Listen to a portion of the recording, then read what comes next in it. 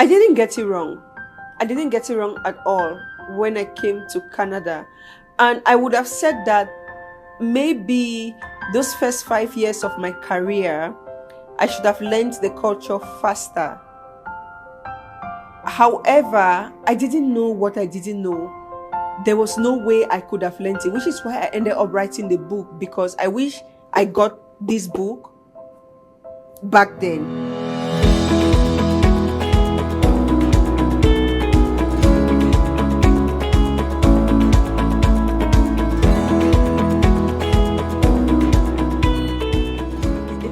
Day, I wake up in the morning, do whatever literature I can do at home, rush to the office. It's meetings upon meetings upon meetings, team meetings, external meetings, because business development is also a part of my role. I'm chasing down so many CEOs in this corporate category, trying to have them give me their business.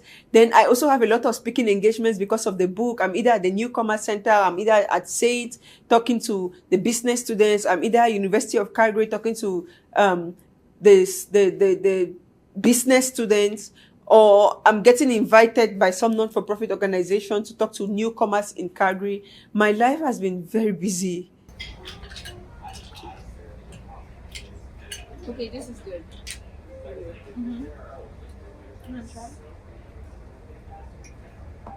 Sometimes I'm like, okay, my week goes go, and I'm like, on a Saturday, I will not get out of the house. I'm just going to sleep. I won't step out. And lo and behold, on Wednesday, something comes to my calendar and I have to be somewhere on Saturdays. You have to drink your tea and have your nuts. That's an idea of an afternoon well spent, drinking some tea and having some nuts. So I'm here in Dr. Yvonne's house. Dr. Yvonne is my auntie, my personal auntie. She's from Cameroon too. She's a medical doctor. I'm very, very proud of her. Let's talk about our upcoming conference. Yeah, so TWIN, the Women Empowerment Network, is coming up in March of 2026. Health, wealth, and leadership. It's so important because the three of them go together. You cannot be wealthy without health. And everyone is a leader in whatever they do. Right? Everyone is a leader. Sometimes people feel like leadership means you are a boss in one organization. You're a leader in your house. You lead the people that you are with. You guide them, you direct their paths, and you have to learn to be able to lead. You have to have the emotional intelligence to be able to lead. And health, we can't take our health for granted. If you don't have health, you have nothing. Yeah. And wealth, you have to pay your bills. You have to be able to support people. To me, I define success as being able to be in a place where you have those resources to be able to support people. The economy is terrible right now. It is. You go to Costco, you pick 5 items, your bill is $600. How are people surviving? I went the other day. I don't even know what I bought, and I looked at it and I'm like, really? What happened? Yeah, but it's gonna slow down. I think it's gonna slow down at some point. Everything just happened so fast. So now I'm in that place where I'm still trying to adjust through everything that's going on, but I'll eventually get my reading because rest is very important and I don't want to burn out. Yeah. I'm very lucky that for all of this year I've had my mom and dad with me in my house. And so when you have your mom with you, food is never a problem. So there's always good African food to eat. Every time I come back from work, there's always something delicious to eat. So on that front, I'm well taken care of because my body is getting the nutrition it needs. One thing I don't joke with, I get my 8 hours of sleep every day. Because I'm even always so tired during the day, once my head hits the pillow at 10 p.m., I sleep straight till 6 a.m. So I wake up the next morning, I've had enough sleep for my body to keep going. The most important part of all of this, though, is that I'm very passionate about what I'm doing. And it does not, so because of that, it does not feel like work. When I'm out there doing those speaking engagements, when I'm in school, talking to the students, I'm enjoying it.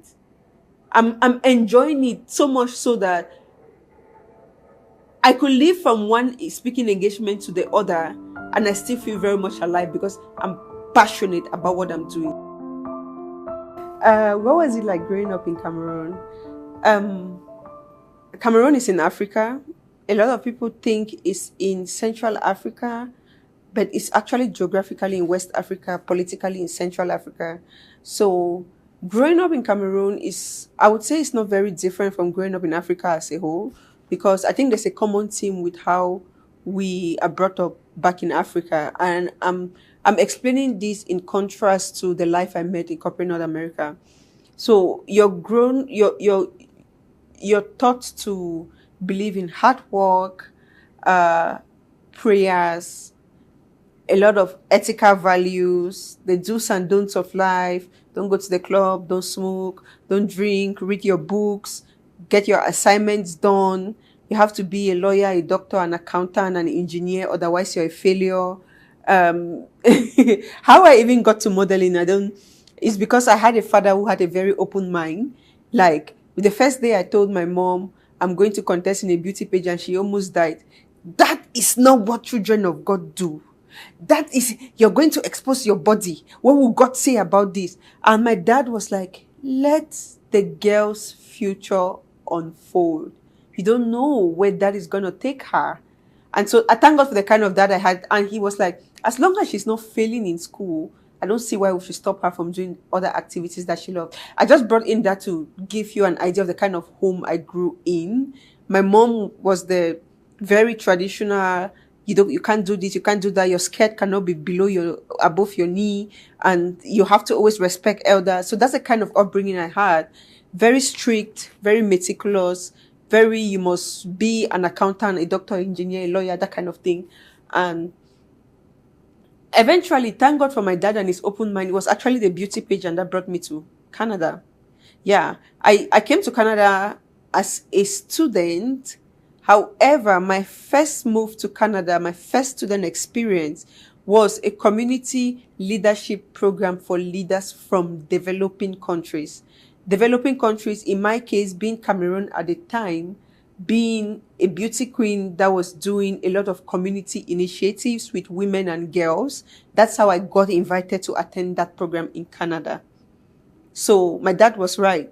Let the girl's future unfold. You don't know where the activities that she does will take her to. So that's how I found myself in Canada. And so then when I came to Canada, I said, okay, this is a beautiful country. I'd like to stay. So when the program was done, the community leadership, it was called Community Development Leadership for Leaders from Developing Countries. So I was seen as one of the leaders from developing countries at the time, Cameroon being a developing country. Now they're called emerging markets. But back then, with the Millennium Development Goals, they were called developing countries. So I was one of the leaders from developing country Cameroon at the time who came for that program, which lasted 2 months. After that, I now enrolled as an international student at SAIT to take another bachelor's in accounting. And my journey to corporate America began from there. Yeah.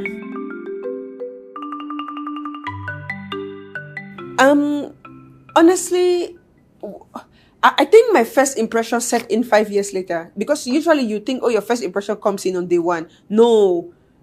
For the first 5 years, I was still operating on the African mentality. It's 5 years later that it hits me like, boom, continuing to do things the way I did it in Africa will not take me far in corporate North America. So for the first 5 years, I still very much had all the values that were taught to me growing up in Africa. Work very hard, go back home, pray, hoping that God will reward you for the hard work, come back the next day, work hard again, get all of the job done. Everybody is going for coffee. Everybody is going to play golf. I'm like, don't worry, give it to me. I'm going to get it done. They're out playing golf. They're out socializing. I'm behind the desk doing everybody else's work. That was the mindset I had for the first 5 years of my corporate career in Canada. Needless to say, it got me nowhere. Let me add a catch-22 there. It did something for me because I ended up having a very solid technical foundation. But when I say it got me nowhere, it didn't progress me as fast as I saw the others progress, who understood the culture, understood how you have to be corporately extroverted. the reason I just came up with that term, corporately extroverted. I don't know if there's a term like that. When I say corporately extroverted, it means that even if you're the kind of person that when you're at home, when you're socializing, you don't talk to nobody, you stay home, you watch TV, you eat, you clean your house, you go to bed. When you come to the office, you need to drop that personality at home. You need to be talking to everybody, saying hello, talking about the projects you're working on, asking everybody how is their day. If you didn't go hiking, they said they went hiking, or say you went running. Like, you have to be out there and interact and let people get to know you. So there's no excuse of, oh no, I'm an introvert, I don't like to talk to people, I just like to get my job done and go home. No, that does not work. Right? So you have to be corporately extroverted. That set in for me 5 years after I've spent the first 5 years really working hard. Looking back now, it wasn't a complete loss because I developed a very solid technical foundation.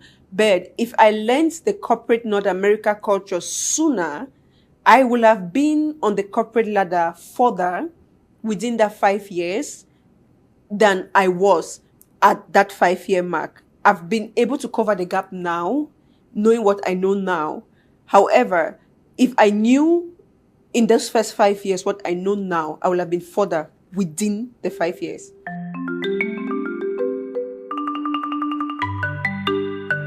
There was a newspaper article written about me. I still have that newspaper article today. It's in my drawer at home. And so they said, what do you want to be when you grow up? I was 15 years old. Do you know what I said in that newspaper article? I said I want to be an auditor who models on weekends. Do you think I even knew what it meant to be an auditor when I was giving that interview? No. But this is the picture I had in mind. The picture I had in mind was auditors are those people that when they step into offices, people get scared of them. And I think I love the feeling of being that kind of person. Oh my God. Childhood fantasies. I love the feeling of being that person that when you step into a room, everybody adjusts. If you're doing anything wrong, you start doing the right thing. Right? So that's why I said in that interview, I want to be an auditor that models on weekends. And so subsequently, throughout my journey, that just stuck with me. I have to become an auditor. I have to become an auditor. I didn't even know there was internal audit, there was external audit. It was just audit for me. Then when I started my career in the Big Four firm, I knew I wanted to work in audit. I started in taxation. And I'm like, no, I need to move to audit. Okay, no, whether that ended up being enterprise risk management, which falls under the risk advisory internal audit bucket, or core external audit, I wasn't sure which one was going to come true. But I had a friend in the same firm who worked in the internal audit department. And I kid you not, every 2 weeks, this guy was traveling to a different country. I was like, yes, that's it. I want to travel like that too. I want to have that. So that's how I got into enterprise risk management. Then so because of the lifestyle he had and how the firm was flying him all about, and it felt like this guy was balling. I'm like, nah, I need to work in that department too. And so I asked to get moved to that department. So this was back in 2015. So then in 2015, I started my journey into internal audit, enterprise risk management. And boy, oh boy, I feel like it's the best career decision I ever made because it is so broad. So every 8 weeks, I was working on a different area of the organization, a different audit, different risk, from royalty calculations to environmental health and safety, to vendor management, vendor audit, to prime contractors management, to actually operating expense, capital expense, authorization for expenditure. I was working on everything. Internal controls over financial reporting. I never felt bored. So that's how I knew that I had selected the right choice for my career, because I found myself in a space that was so broad. And being a junior auditor at the time, because I got thrown into almost everything, I felt like I was developing to become the CEO of a company. Because if you've touched on every department in an organization, you understand their policies and procedures, you understand their processes, you understand the risk in the various departments, you understand the controls they have in place, and you do it for companies that are in the category of the largest companies in corporate North America, then you have enough experience to become a CEO. So I'm like, yep, I'm in the right department. My long-term goal in my career is to become a CEO of a Fortune 100 company in North America. So working in this field equips me to become that person because I get a 360 view of everything happening in a business, both from an operation side, a business side, a financial reporting side, and a technology side, because I cover everything. I look at IT general controls, business continuity planning, cybersecurity risk. Now with AI becoming a lot part of the conversation, governance around AI is also a thing that also falls under risk advisory. So I'm also looking into how companies can safely implement AI. The field of risk advisory is constantly evolving. And as the landscape changes, it's changing with it, because our goal is to ensure that companies have solid controls that protects them from risk, be it current risk, future risk, or emerging risk, which in the business world today, when we talk about the areas where the risk is currently emerging, is AI, ESG. So I have to know about those things, right? So I feel like it's just an area where you can't get it wrong because you're constantly evolving. Yeah, constantly evolving with whatever is changing in the business landscape. So if you look at it from that lens, you realize that trying to be conservative about a job well done is a disservice to you.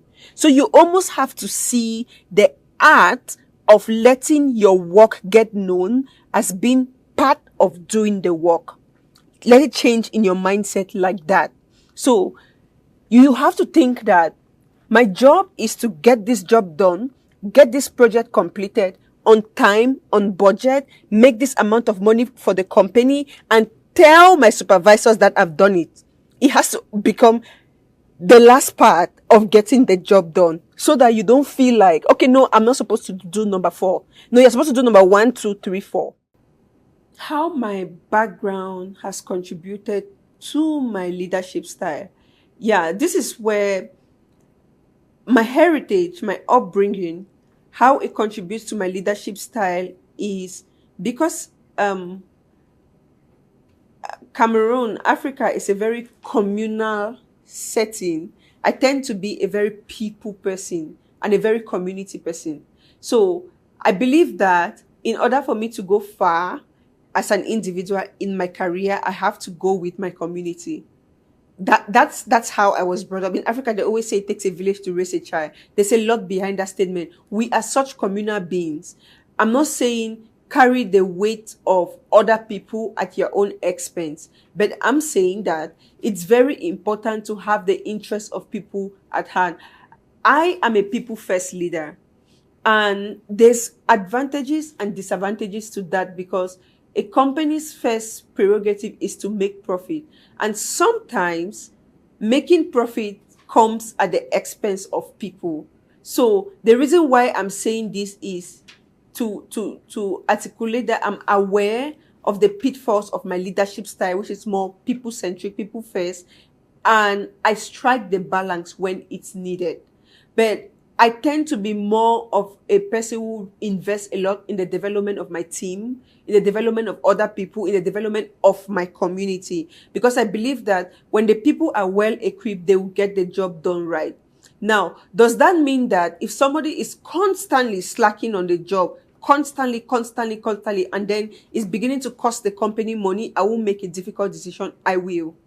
But I'll make a difficult decision after I've tried to get the person out of that place. KFRX meals. This is a barbecue chicken sauce. The reason why I'm showing you this is because this is made and produced by my uncle. It's Cameroonian made in Canada. And this information is very important coming from me, because every time I talk, people always say, oh, you're only talking about people doing 9-to-5 job, people doing that. And I always say that it does not matter whether you're doing a 9-to-5 job or you're doing entrepreneurship, the same principles apply. And I want us to listen from someone who is behind this. So, Uncle, tell us how this started and how this came to be. There's been a process, and that process comes with life. But there's something unique about me, which is I've always sold something when I was a kid. Yes. I've always been in the business of selling things, right? So I look at myself. Look at myself as an entrepreneur, born entrepreneur, and although I've held normal jobs, but even my normal jobs, I look for a way to turn it into a business, right?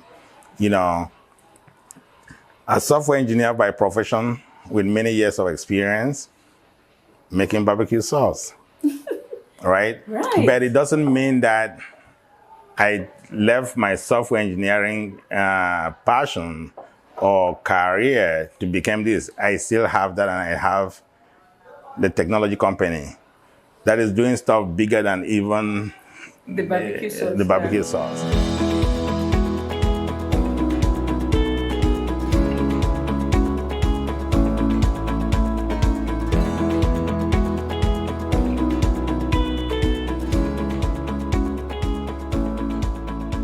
Take the step. Jump in. Take the step and jump in. Read quarterback. Honestly, I documented everything from, this is 12 years in corporate North America. I documented everything. The things I learned, the mistakes I made, the mistakes others made, the people I spoke with. So this is not just about Nadine. I started with my story, but I documented so many other people's stories. I documented from a perspective of, these are the pitfalls. This is what you can do to avoid them. Or even if you find yourself there, this is how you can correct it, right?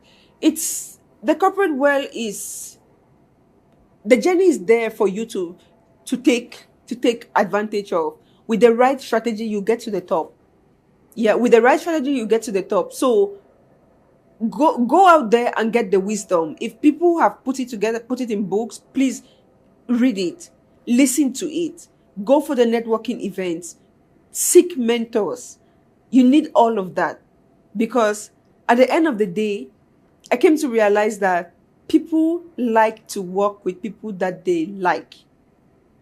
If an employer is faced with two choices, one person is extremely competent, but they hate that person. And another person is 3/4 as competent, but they like the person. They'll go with the person who is less competent, but they like working with the person. That's a culture thing. So you also have to understand the culture. You have to be somebody that people enjoy working with. These two things, very important. It does not matter whether you have a PhD in ergonophysics and you think you're the next thing after Albert Einstein, you know everything. If people don't like working with you, being around you, you're not going to get anywhere in your career. So it boils down to the people. Cultural intelligence is very important. It's very important to understand other people's perspective, other people's point of view, the way other people see things. It's very important, because at the end of the day, you're working with people, not machines. Yes, you use tools to get the job done, but you're relating with people. For as long as you can get along with those people and you do a good job, the sky is your limit. So when we were talking, I said that there are some people that you wouldn't go up to them and say, I want you to be my mentor. But you sit and you observe and you see what they're doing and you're like, okay, if they can do this, I can do this too. So Dr. Yvonne is one of those people. I knew that she had been authoring books long before I ever dreamt of authoring a book. And I'm like, with the busy schedule, being a medical doctor, running a practice, being a medical director, how did she find the time to do all of this? And so, and when she's a wife too, she has kids. Yes. And she's a present mom to her kids. So I said, well, if she can do all of this, I don't have an excuse. I'm single. I go to work 9 to 5. I come back home. I sleep. I watch TV. What's my excuse? I really have no excuse. So it's been that inspiration, like the hard work, the dedication, the resilience, like pushing through with so many things you're doing. Hopefully, I'm going to get married eventually. I don't have to use it as an excuse. And even when kids come, I still don't have to use it as an excuse. Exactly. I have to keep doing all of the things that I see that my aunties are doing. Very important, because you have to fill your own cup, right? You have to do what makes you happy. not only what makes others happy. Because as a mom already, or a mom to be and a wife to be, ooh, right? you know, with all of that, like, there comes a time when the life will be centered around husband, children, and then there will be, what about me? But you always have to create that time for you to do what you like, because you cannot pour out of an empty cup. Oh, yeah. Always remember that. Building a legacy and lifting others up. I said that when I started my career in corporate North America, my mindset was survival. I was laser focused on establishing myself, securing my career, and proving that I belonged. Like most immigrants, I was not thinking about impact. I was thinking about stability, which is normal. Initially, it's very rough, right? I had to break through first before I could ever consider reaching back to help someone else. One moment changed everything for me. I was speaking at a professional networking event last year, and I was sharing my story, and 2 immigrant women walked up to me at the end of that event, and they said something to me that was very profound. One said, Nadine, I was about to go back to my country because life has been so difficult. But after hearing you speak up there and sharing your story, I'm encouraged that I can stay. And I will eventually get my breakthrough. Because I had shared my story and spoken about how life was so difficult for me in the early days of immigrating. I call it the survivor stage. That I had asked my parents to get an air ticket for me to go back home because it was, quite frankly, so tough. I went days without food. I was so thin. It was really tough. I tried. I pushed through. That day, I was like, get the air ticket. I did my best. It's not for me. I'm going back home. The same week I was supposed to travel back, that was the week I got my first job offer. And so I shared that story on stage. And this lady came to me and she said, I am in the exact same boat. My dad got me a ticket to come back home because I've struggled too much. But seeing you talk up there gives me the courage that there's still light at the end of the tunnel. Let me hang on a little bit. That's just one example. There's a couple of other examples where I've been at events and people came there just to wait and speak to me. So I realized that everything that I have gone through was not for me to keep. It was for me to share the story so that it can impact other people's lives. And that is legacy. Honestly, I'm really dedicating this award to Said. Thank you so much, Said, for honoring me this way tonight. And the reason why I'm doing so is because Said chose me. Said came to my country, Cameroon, and single-handedly picked me out of that country and brought me to Canada. And because of that one decision 10 years ago, I moved to Canada. I built my dream career. I became a Canadian citizen, and my entire family, mom, dad, siblings, everyone is seated with me here tonight. So if I could say what one piece of advice, if I turn back the hands of time, nothing would have changed because I did not have the knowledge to implement the things that I talk about now. And so I saw the knowledge gap. That's why I wrote about it, so that other people coming behind me will not spend 5 years where I spent it in that spot. So there's nothing I will have changed. So I cannot look back and say, young Nadine do this, because young Nadine did the best she could do with the information she had in the moment. And young Nadine has taken the gap that she never had and made it a resource for other young Nadines to do better. Yeah.